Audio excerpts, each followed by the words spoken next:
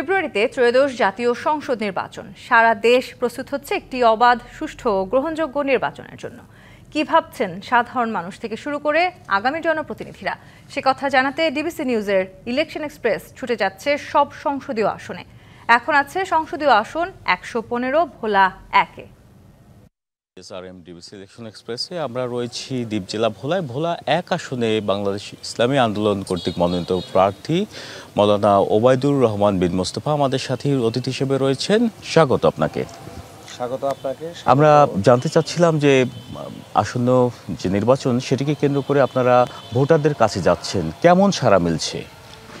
ধন্যবাদ আপনাকে। প্রথমে ডিবিসি ইলেকশন এক্সপ্রেস পরিবারকে ধন্যবাদ, ভোলার সর্বস্তরের জনগণকে। বিসমিল্লাহির রহমানির রহিম। আমি মোহাম্মদ ওবায়দুর রহমান, ভোলা ১ আসনের ইসলামী আন্দোলন বাংলাদেশের মনোনীত হাত পাকা প্রতীকের প্রার্থী।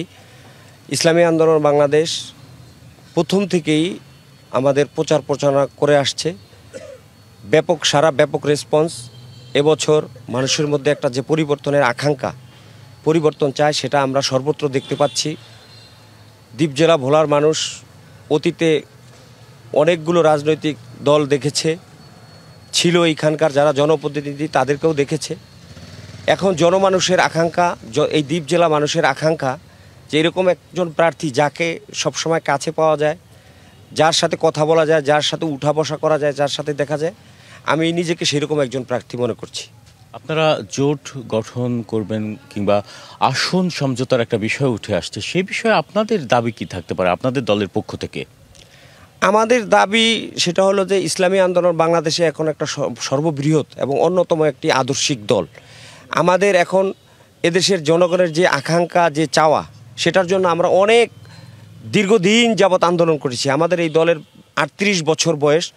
আমরা হুট করেই সংসদে যাওয়া বা মন্ত্রিত্ব চাই না। আমরা এদেশের 18 কোটি 20 কোটি মানুষের চাওয়া কি, এটা আমরা রিড করেছি, এটা আমরা দেখেছি।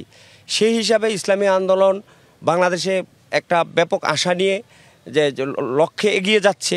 সেই ধারাবাহিকতা আমাদের জোট হলে ইসলামী আন্দোলন এই দেশের যে গণমানুষের চাহিদা, যে আকাঙ্ক্ষা, সেটা পূরণ করতে পারবে এবং ইসলামী আন্দোলনের সেখানে একটা ব্যাপক কন্ট্রিবিউশন থাকবে। আপনি বলছেন যে গণমানুষের চাহিদা, আসলে আপনার এলাকায় যে মানুষের সংকট রয়েছে, সেই সংকট নিরসনে আপনারা কি কি পদক্ষেপ নেবেন এবং কি কি সংকট রয়েছে বলে মনে করেন?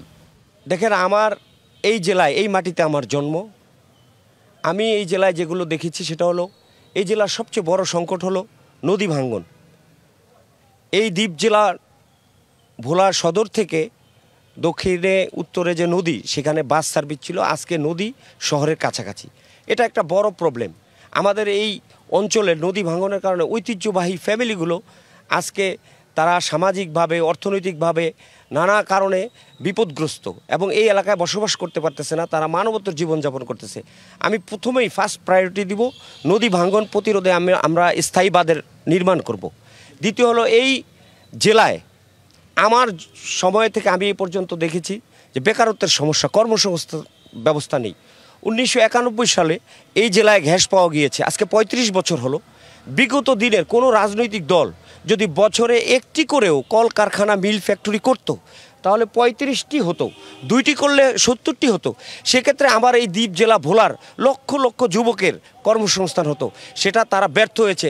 আমি কমিটমেন্ট করতেছি, যেহেতু আমি নিজে পড়াশোনা করেও আমার এই সমস্যা আমি ফিল করেছি।